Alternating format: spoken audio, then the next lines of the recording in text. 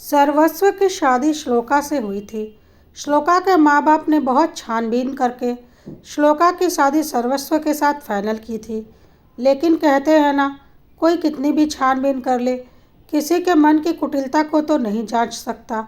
तो यही सब कुछ हुआ था श्लोका के साथ। श्लोका के ससुराल में उसका पति सर्वस्व, सास शैलजा जी और एक शादीशुदा ननद काम्या थी। सर्वस्व पूरी तरह से अपनी माँ शैलजा जी के वश में था और वह जैसा कहती थी वह वैसा ही करता था। श्लोका अपने ससुराल में सर्वस्व की पत्नी बनकर नहीं, बल्कि शैलजा जी, सर्वस्व और काम्या की गुलाम बनकर रहती थी। वह लोग उसे अपनी उंगलियों के इशारे पर नचाना चाहते थे और श्लोका अपनी मजबूरी में चुपचाप सब कुछ बर्दाश्त करती थी, क्योंकि उसे पता था कि उसकी शादी में उसके माँ बाप को कितनी परेशानियों का सामना करना पड़ा है और अब वह अपने मम्मी पापा को और परेशान नहीं करना चाहती थी, इसलिए कभी अपनी परेशानियां उनसे जाहिर नहीं करती थी। श्लोका की ज़िंदगी ससुराल में बहुत मुश्किलों से गुजर रही थी। उसे बहुत ज़्यादा मानसिक यंत्रणा का सामना अपने पति, सास और शादीशुदा ननद काम्या की वजह से करना पड़ रहा था, जिसे वह बर्दाश्त करके मन ही मन घुटती रहती थी। उसने सोच लिया था कि शायद अब उसे ज़िंदगी ऐसे ही काटनी है।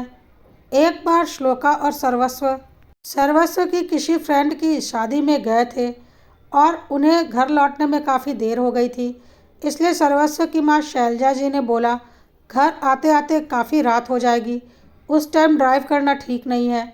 एक काम करो, रास्ते में ही श्लोका का मायका पड़ता है, तो तुम वहीं पर रुक जाओ रात में और सुबह आना।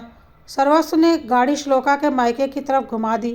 श्लोका तो ऐसे ही इन लोगों के व्यवहार से परेशान थी और अब उसके मन में तरह तरह की उथल पुथल चलने लगी कि पता नहीं अब उसके मायके जाकर सर्वस्व कैसा व्यवहार करेगा और क्या नया बखेड़ा खड़ा कर देगा, क्योंकि इतने दिनों में वह अपने ससुराल वालों के रग रग से वाकिफ़ हो चुकी थी। खैर, अभी श्लोका के मायके पहुंचने में 2 घंटे का वक्त था और श्लोका ने फ़ोन करके घर पर बता दिया था कि हम लोगों को घर लौटने में काफ़ी रात हो जाएगी, इसलिए आज रात हम वहीं रहेंगे। और कुछ देर बाद सर्वस्व और श्लोका के घर पहुंच चुके थे। घर पर श्लोका की माँ नहीं थी, क्योंकि वह अपने बीमार भाई को देखने अपने मायके गई हुई थी, अपने बेटे यानी कि श्लोका के भाई के साथ, क्योंकि श्लोका के मामा जी को सीरियस हार्ट अटैक आया था और वह अस्पताल में भर्ती थे। श्लोका के पिताजी खुद बीमार रहते थे, इसलिए वह घर पर ही थे। श्लोका की भाभी भी घर पर थी, लेकिन वह 8 माह की गर्भवती थी और उनकी तबीयत ठीक नहीं रहती थी। जब सर्वस्व श्लोका के मायके पहुंचा तो श्लोका की भाभी आराम कर रही थी, क्योंकि रात हो चुकी थी और वैसे भी 8वें महीने में वह क्या ही काम कर पाती। सासू माँ अगले दिन आने वाली थी, इसलिए श्लोका के पिता श्लोका और सर्वस्व के लिए चाय बनाने किचन की तरफ जाने लगे। श्लोका ने अपने पापा को रोक लिया और बोला, पापा आप बैठिए, मैं चाय बना लेती हूँ। भाभी ने आवाज़ सुनी तो वह उठकर आने की कोशिश करने लगी, लेकिन श्लोका ने मना कर दिया और बोला, नहीं नहीं भाभी, आप आराम कीजिए, अभी आपको आराम की ज़रूरत है, आप टेंशन मत लीजिए, यहाँ मैं सब देख लूँगी। श्लोका ने खुद ही किचन में चाय बनाई। श्लोका के पापा ने बेटी दामाद के लिए बाहर से खाना मंगवा लिया था। खाना पैक करके किचन में रखा हुआ था। श्लोका समझ चुकी थी कि मम्मी शायद सुबह मामा जी के पास गई होंगी, तो खाना बनाकर गई होंगी, जिसे पापा और भाभी ने खा लिया होगा। और अचानक उन लोगों के आने की खबर सुनकर पापा ने बाहर से ऑर्डर कर दिया होगा, क्योंकि भाभी की हालत तो बिल्कुल भी ठीक नहीं, वह क्या ही बना पाएंगी। श्लोका ने चुपचाप वह सारा खाना प्लेट में निकाल कर सर्वस्व के सामने ले आई, क्योंकि वह लोग शादी में एक दिन पहले ही गए थे और अगले दिन दोपहर में वहाँ से निकल चुके थे, इसलिए रात का खाना उन लोगों ने नहीं खाया था और सोचा था कि श्लोका के घर पर ही खाना खाएंगे। लेकिन यह बात नहीं पता थी कि श्लोका की मम्मी घर पर नहीं है। खैर, पापा ने अपने हिसाब से काफ़ी इंतज़ाम कर दिया था, लेकिन खाने को देखकर सर्वस्व को समझ में आ चुका था कि खाना बाहर से मंगाया गया है।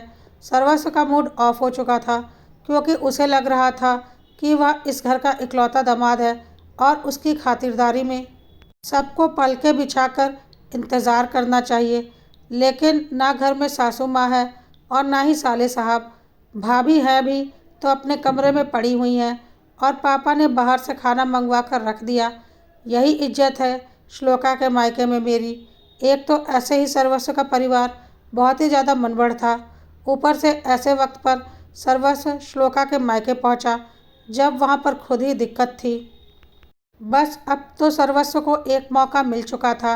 अगली सुबह श्लोका की भाभी ने चाय नाश्ता बनाने के लिए किचन का रुख किया, लेकिन उनके पैरों में काफ़ी सूजन हो चुकी थी और कमर में भी बहुत ज़्यादा दर्द था, जिसकी वजह से उनसे खड़ा नहीं रहा जा रहा था। इसलिए श्लोका ने उन्हें आराम करने के लिए भेज दिया और खुद ही चाय नाश्ता बना लिया। और उसके बाद जब श्लोका और सर्वस्व अपने घर पहुँचे तो सर्वस्व को मौका मिल गया श्लोका को और परेशान करने का, और उसने घर जाकर पूरे घर में हंगामा कर दिया। यही इज्जत है मेरी मेरे ससुराल में।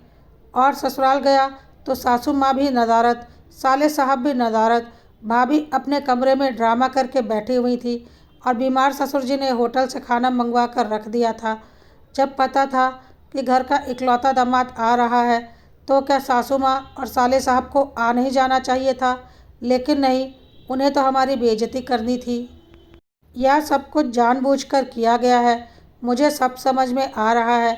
और पता नहीं क्या क्या बोलने लगा। इस पर शैलजा जी ने भी बोला, बिल्कुल ठीक कह रहा है बेटा तू, यह सब कुछ जानबूझकर किया गया है। क्या जब तेरी सासू माँ ने जाना कि तू आ रहा है तो वह वापस नहीं आ सकती थी? इस पर श्लोका ने बोला, मामा जी बहुत सीरियस कंडीशन में अस्पताल में भर्ती हैं और मम्मी उन्हीं को देखने गई थी भैया के साथ, तो वह कैसे तुरंत आ जाती? मामा जी की ज़िंदगी खतरे में है और वह आईसीयू में भर्ती हैं। इस पर शैलजा जी ने कहा, अच्छा अच्छा, ज़्यादा बकवास मत कर। तेरी भाभी तो थी ना घर पर, तो वह तो कम से कम अपने ननद नंदोई की खातिरदारी करती। इस पर श्लोका ने कहा, अरे मम्मी जी, भाभी का तो खुद का 8वां महीना चल रहा है, वह तो खुद परेशान है, उनसे कोई काम नहीं होता। मम्मी खुद एक दिन का बोल कर गई हैं, क्योंकि उन्हें पता है घर में परेशानी हो जाएगी। तो वह क्या ही करती, जिससे खुद ही खड़ा नहीं हुआ जा रहा।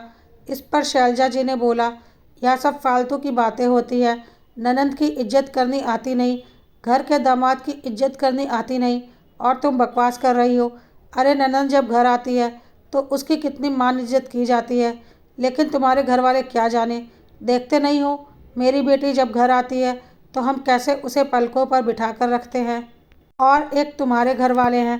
कहकर शैलजा जी ने बहुत गंदी गंदी बातें श्लोका के मम्मी पापा और भाई भाभी को बोलनी शुरू कर दी। काफ़ी देर तक श्लोका ने यह सब कुछ बर्दाश्त किया, लेकिन फिर श्लोका के बर्दाश्त नहीं हुआ। उसने बोल दिया, हाँ मम्मी जी, मुझे बहुत अच्छे से पता है आप ननंद की कितनी सेवा करती हैं, तभी तो अपनी शादी के बाद से मैंने कभी किसी भी बुआ को यहाँ आते नहीं देखा। और आपकी बेटी भी अपनी ननंद की कितनी सेवा करती है। तभी तो उसकी ननंद अपनी डिलीवरी के लिए मायके आई थी, क्योंकि उसकी ननंद की सास नहीं है, तो उसकी माँ ने उसे अपने पास बुला लिया था।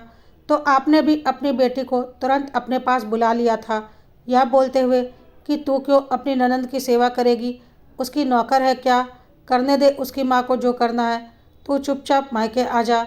और जब तक तेरी ननंद अपने मायके में है तो वहाँ नहीं जाएगी। और सच में जब तक काम्या की ननंद अपने मायके में थी तब तक काम्या भी अपने मायके में ही थी। इतनी ज़्यादा सेवा की थी काम्या ने अपने ननंद की। यह सब बात तो मुझे पता ही है। शैलजा जी और सर्वस्व ने देखा कि श्लोका ने मुँह तोड़ जवाब दे दिया है, तो उन्हें अपना सिंहासन डोलता हुआ नजर आया और सर्वस्व ने आओ देखा ना ताओ और श्लोका के ऊपर हाथ उठा दिया। अब तक तो श्लोका को मानसिक यंत्रणा दी जा रही थी, लेकिन आज सर्वस्व ने श्लोका के ऊपर हाथ उठाकर सारी हदें पार कर दी थी। अब श्लोका ने भी सोच लिया था कि अब वह इन लोगों को छोड़ेगी नहीं। उसकी ज़िंदगी तो खराब होनी तय है, अब उसकी ज़िंदगी में और ख़राब होने के लिए बचा ही क्या है। यह लोग ना कभी सुधरे थे, ना कभी सुधरने वाले हैं, क्योंकि श्लोका की शादी को अब 2 साल हो चुके थे, लेकिन स्थिति जस की तस बनी हुई थी। श्लोका ने अब कोई बड़ा कदम उठाने की सोच ली थी और सोच लिया था कि अगर उसकी ज़िंदगी बर्बाद होगी तो वह इन लोगों की ज़िंदगी भी बर्बाद करके रहेगी। श्लोका के दिल से उन लोगों के लिए आह निकलने लगी थी और वह चुपचाप अपने कमरे में चली गई, पर उसके दिल में आग लगी हुई थी। इधर शैलजा जी बहुत खुश हो रही थी क्योंकि सर्वस्व ने आज उनकी बातों में आकर श्लोका के ऊपर हाथ भी उठा दिया था और वह उत्साहित होकर सर्वस्व को बोल रही थी, बहुत अच्छा किया बेटा, इसे इसकी औकात दिखानी बहुत ज़रूरी थी। बहुत हवा में उड़ने लगी थी और सर्वस्व भी अकड़ कर बोल रहा था, अरे माँ, इसके पर निकल आए थे, कतर दिए ना इसके पर, अब कुछ दिन शांति रहेगी। लेकिन श्लोका शांत नहीं थी। उसके मन में तूफान उठा हुआ था और उसके रोम रोम से आज अपनी सास शैलजा जी के लिए बद्दुआ निकल रही थी, क्योंकि अपने मनबड़ बेटे को समझाने के बजाय हर वक्त उसे भड़काने का काम किया था शैलजा जी ने, और आज भी उसकी गलत हरकत पर उसे बढ़ावा देकर और उकसा रही थी। साथ ही साथ ननंद काम्या, जो कि इस घर की हर लड़ाई में बराबर की भागीदार होती थी, उसने भी फ़ोन पर भाई को नमक मिर्च लगाकर श्लोका के खिलाफ भड़काने में कोई कसर नहीं छोड़ा था। श्लोका को पता नहीं था कि ईश्वर इतनी जल्दी उसे इन लोगों से बदला लेने का मौका दे देंगे। उसी रात शैलजा जी को पैरालिसिस का अटैक आया और वह अपने शरीर से लाचार हो गई। यह सब कुछ रात में हुआ था तो किसी को कुछ पता नहीं चला। सुबह जब काफ़ी देर तक वह अपने कमरे से बाहर नहीं आई तो सर्वस्व उनके कमरे में गया उन्हें देखने के लिए, और माँ की हालत देखकर उसकी चीख निकल गई। फ़ौरन वह शैलजा जी को डॉक्टर के पास लेकर गया, लेकिन वह अपने शरीर से पूरी तरह से लाचार हो चुकी थी। डॉक्टर ने बोल दिया कि अभी इन्हें ठीक होने में बहुत वक्त लगेगा, पता नहीं यह ठीक होंगी भी या नहीं। रातों रात इतना सब कुछ हो गया शैलजा जी के साथ। सर्वस्व दुखी मन से शैलजा जी को लेकर घर आया। काम्या भी अस्पताल आई थी और सर्वस्व के साथ माँ को लेकर घर आ चुकी थी। अभी घर में सर्वस्व और काम्या शैलजा जी को लेकर घुस ही रहे थे कि देखा श्लोका अपना सामान बांधकर कहीं जा रही है, जिसे देखकर सर्वस्व बहुत ज़ोर से चिल्लाया, तुम्हें शर्म नहीं आती? माँ की यह हालत हुई पड़ी है और तुम्हें घूमने की लगी हुई है, कहाँ जा रही हो इस वक्त? श्लोका ने उतनी ही तेज़ में आवाज़ में बोला, हाँ तो तुम्हारी माँ की जो हालात हैं वह तुम और तुम्हारी यह नालायक बहन देखो ना। वैसे भी इस औरत से मुझे कोई लेना देना नहीं और ना ही कोई हमदर्दी है। मैं अपने मायके जा रही हूँ, नहीं रहना मुझे यहाँ तुम जैसों के बीच। सुनकर सर्वस्व, शैलजा जी और काम्या हिल गए कि यहाँ घर की हालत इतनी ख़राब है और वहाँ श्लोका मायके जा रही है। सर्वस्व ने बहुत तेज़ आवाज़ में श्लोका को बोला, चुपचाप अपने कमरे में जाओ, नहीं तो हाथ पैर तोड़ दूंगा। मेरी माँ की हालत ऐसी है, अभी उनकी सेवा करने के बजाय तुम्हें मायके जाना है। लेकिन श्लोका आज किसी से भी डरने वाली नहीं थी। उसने बोल दिया, तुम्हारी इस नीच माँ की सेवा करने के लिए इसकी दो नीच औलादें हैं ना, वह दोनों करें अपने इस नीच माँ की सेवा। मुझे इससे कोई लेना देना नहीं, इस नीच घटिया औरत से। भगवान ने इसे इसके कर्मों की सज़ा दी है और मैं आज बहुत खुश हूँ। अब देखती हूँ इस नीच घटिया औरत की प्यारी औलादें, जिसे उसने अपनी नीचता की सारी शिक्षा दी है, इसकी कितनी सेवा करती हैं। मुझे आज कोई नहीं रोक सकता। श्लोका ने आज बहुत बहुत बहुत ही गंदे शब्दों का इस्तेमाल किया था शैलजा जी और उनके बच्चों के लिए, लेकिन उसके दिल को बहुत सुकून मिल रहा था क्योंकि पिछले 2 सालों से वह यह सब कुछ झेल रही थी और रात में जो कुछ भी हुआ था और सर्वस्व ने जिस तरह से उसके ऊपर हाथ उठाया था और उसके माँ बाप और भाई भाभी को गालियाँ दी थीं, आज शैलजा जी की इस हालत को देखकर उसे बहुत सुकून मिल रहा था। श्लोका ने किसी के कुछ नहीं सुनी और चुपचाप अपने मायके जाकर बैठ गई और अपने माँ पापा से बोल दिया, प्लीज़ मम्मी पापा, आप लोग कुछ मत बोलिएगा, मैं सब कुछ देख लूँगी। आप लोग टेंशन लेने की कोई ज़रूरत नहीं, क्योंकि ऐसे नीच घटिया लोगों को सुधारना बहुत ज़रूरी होता है। आप मुझे कुछ वक्त दीजिए, या तो इन्हें सुधार दूंगी या तो हमेशा के लिए इनसे किनारा कर लूँगी, पर इन्हें इनके किए की सज़ा तो देनी ही देनी है, ताकि ज़िंदगी में दोबारा इतना नीच कर्म करने से पहले यह 100 बार सोचें। श्लोका के माँ बाप को समझ में नहीं आ रहा था कि वह क्या करने की सोच रही है। ऊपर से शैलजा जी की हालत इतनी ख़राब थी। सुबह सुबह सर्वस्व का फ़ोन आया और उसने श्लोका से चुपचाप घर आने के लिए कहा, लेकिन श्लोका ने साफ मना कर दिया, तो सर्वस्व खुद उसके मायके आ गया और बोलने लगा, चुपचाप घर चलो, माँ की हालत ठीक नहीं है, वह अपना कोई काम नहीं कर सकती। तुम उस घर की इकलौती बहू हो, तुम्हारा फ़र्ज है मेरी माँ की सेवा करना। तो श्लोका ने साफ बोल दिया, तुम लोगों का फ़र्ज है इकलौती बहू को बेवजह गालियाँ देना, मारना और उसके माँ बाप भाई भाभी को गालियाँ देना। जो करना है कर लो, मैं उस घर में नहीं जाने वाली। क्यों, तुम्हारी प्यारी बहन काम्या है ना, जिसके लिए तुम्हारी माँ जान देती है, वह कर ले अपनी माँ की सेवा। तुम हो ना, जिसके लिए तुम्हारी माँ जान देती है और गलत बातें सिखाती है, अपनी बीवी के ऊपर हाथ उठाने के लिए उकसाती है। जाकर कर लो अपनी माँ की सेवा, मुझसे क्यों उम्मीद कर रहे हो। तुम्हारी माँ जिए चाहे मरे, मुझे रत्ती भर फर्क नहीं पड़ता। यह सुनकर सर्वस्व ने दोबारा श्लोका के ऊपर हाथ उठाने की कोशिश की, लेकिन श्लोका ने उसका हाथ पकड़ लिया और बहुत ज़ोर से धक्का दे दिया और बोला, सोचना भी मत, नहीं तो इतने जूते मारूंगी कि दिमाग यहीं पर ठिकाने आ जाएगा और पुलिस के डंडे पड़वाऊंगी। वह अलग। सुनकर सर्वस्व को यकीन नहीं हुआ कि श्लोका ऐसा जवाब दे सकती है। चले जाओ यहाँ से, मैं किसी भी कीमत पर वहाँ नहीं आऊँगी। सर्वस्व को श्लोका से ऐसे जवाब की उम्मीद नहीं थी, लेकिन श्लोका ने इन लोगों को सबक सिखाने की ठान ली थी, क्योंकि उसे बहुत अच्छे से पता था यह दोनों भाई बहन, दोनों में से कोई भी अपनी माँ की सेवा करने वाले नहीं। और काम्या तो हालात का अंदाज़ा लगते ही तुरंत ससुराल भाग गई होगी। बहुत अच्छे से जानती है श्लोका उसको। और सर्वस्व, वह अपनी नौकरी देखेगा या घर में अपनी माँ को देखेगा। श्लोका ने खाली हाथ सर्वस्व को वहाँ से लौटा दिया। श्लोका के दिल को बहुत सुकून मिल रहा था, क्योंकि पता था आज ससुराल वालों को उसकी सबसे ज़्यादा ज़रूरत है और आज वह उनके किसी काम नहीं आने वाली। भले ही इसका परिणाम जो भी हो, वह सब कुछ झेलने को तैयार थी। दोस्तों, क्या आप इसका सेकंड पार्ट भी चाहते हैं? अगर हाँ, तो कमेंट में ज़रूर लिखिएगा।